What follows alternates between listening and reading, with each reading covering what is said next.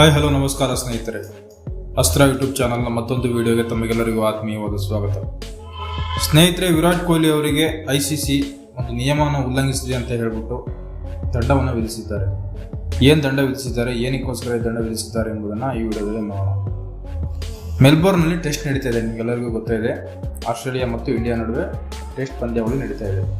ಈ ಟೆಸ್ಟ್ ಸಮಯದಲ್ಲಿ ಅಂದರೆ ಮೊದಲನೇ ಮ್ಯಾಚ್ನಲ್ಲಿ ವಿರಾಟ್ ಕೊಹ್ಲಿ ಹಾಗೂ ಆಸ್ಟ್ರೇಲಿಯಾದ ಆಟಗಾರ ಕೋನ್ ಸ್ಟಾಸ್ ಅವರೊಂದಿಗೆ ಜಗಳವನ್ನು ಮಾಡಿಕೊಂಡಿರ್ತಾರೆ.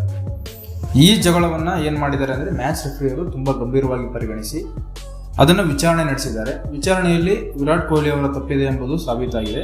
ಅದರಿಂದ ವಿರಾಟ್ ಕೊಹ್ಲಿ ಅವರನ್ನು ದೋಷಿ ಎಂದು ಕೂಡ ಘೋಷಣೆಯನ್ನು ಮಾಡಿದ್ದಾರೆ. ಇದರಿಂದಾಗಿ ವಿರಾಟ್ ಕೊಹ್ಲಿ ಅವರಿಗೆ ICC ಶಿಕ್ಷೆಯನ್ನು ವಿಧಿಸಿದೆ.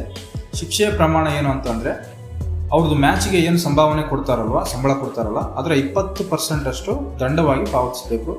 ಅದೇ ರೀತಿ ಒಂದು ಡಿಮೆರಿಟ್ ಅಂಕವನ್ನು ಕೂಡ ನೀಡಿರ್ತಾರೆ. ಹಾಗಿದ್ರೆ 20% ದಂಡ ಅಂತ ಹೇಳಿದರೆ ಅವರು ಎಷ್ಟು ದಂಡವನ್ನು ಅವರಿಗೆ ICC ಅವರಿಗೆ ಪಾವತಿಸಬೇಕು ಎಂಬುದನ್ನು ಈ ವಿಡಿಯೋದಲ್ಲಿ ನೋಡೋಣ. ಏನಂದರೆ, ಯೂಶುವಲಿ ವಿರಾಟ್ ಕೊಹ್ಲಿ ಅವರಿಗೆ BCCI ಒಂದು ಟೆಸ್ಟ್ ಪಂದ್ಯಕ್ಕೆ 15 ಲಕ್ಷ ರೂಪಾಯಿ ಸಂಭಾವನೆಯನ್ನು ನೀಡುತ್ತೆ. 15 ಲಕ್ಷ ರೂಪಾಯಿಗೆ 20% ಅಂತಂದರೆ 3 ಲಕ್ಷ ರೂಪಾಯಿಯನ್ನು ವಿರಾಟ್ ಕೊಹ್ಲಿ ಅವರು ದಂಡವಾಗಿ ಪಾವತಿಸಬೇಕಾಗಿದೆ. ಇದಿಷ್ಟು ಈ ವಿಡಿಯೋದಲ್ಲಿರುವ ಮಾಹಿತಿಯಾಗಿದೆ. ಈ ವಿಡಿಯೋ ನಿಮಗೆ ಇಷ್ಟವಾಗಿದ್ದರೆ ತಪ್ಪದೇ ಲೈಕ್ ಮಾಡಿ, ಶೇರ್ ಮಾಡಿ, ಕಾಮೆಂಟ್ ಮಾಡಿ ಹಾಗೂ ಸಬ್ಸ್ಕ್ರೈಬ್ ಮಾಡಿ.